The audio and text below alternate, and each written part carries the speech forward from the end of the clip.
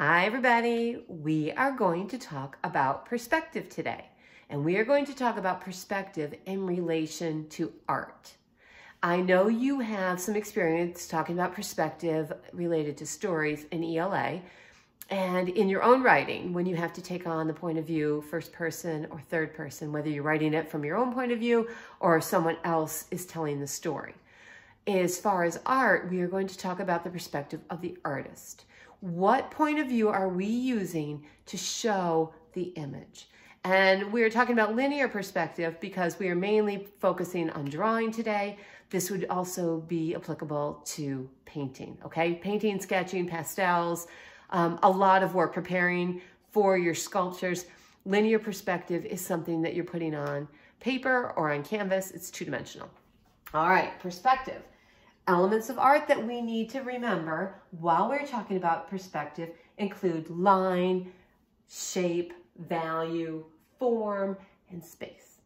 So those elements of art are really important as far as perspective is concerned as well. Two new vocabulary terms we're going to talk about include the horizon line. So let's write that first, horizon line.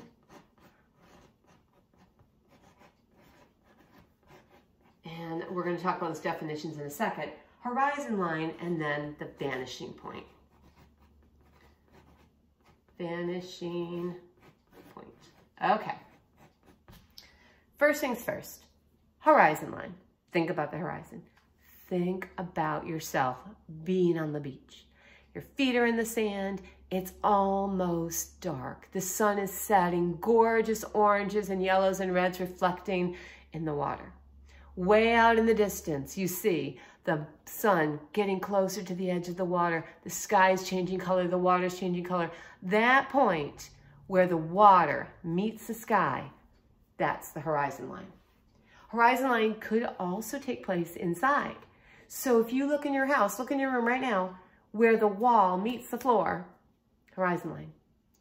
And as far as artists are concerned, the horizon line is where your eyes, if you're looking straight out, parallel, the horizon line is your own personal point of view.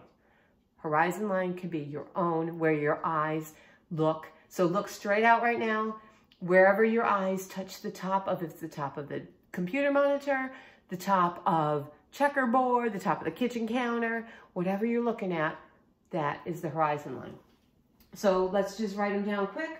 Horizon line, it's the viewer's, that's you, the viewer's eye level.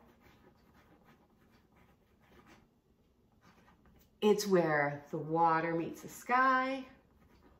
Could also be where the land meets the sky. So I gave the example of being at the ocean, but what if you were outdoors and there were mountains or trees? It's where the land meets the sky. So we're going to say where water, land meets the sky. And the third was where the floor meets the wall. Okay, then our second term that we're going to talk about today is the vanishing point.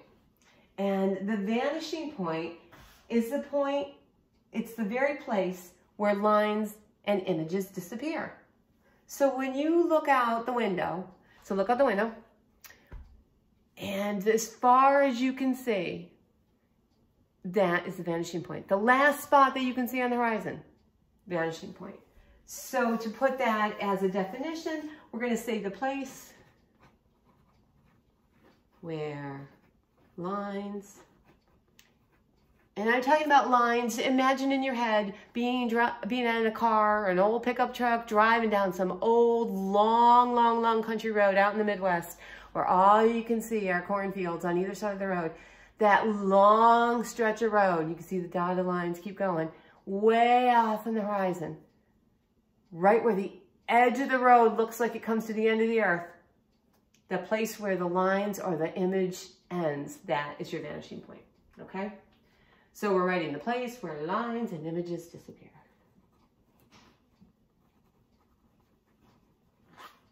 Okay, so those are our most important terms as far as perspective. Why do we need to use perspective in art? Perspective in art helps us determine where the viewer is standing or looking from. Where did the artist start? What is the artist actually looking at? So our perspective is, again, our point of view. And why would we use it? We would use perspective to help make things look realistic.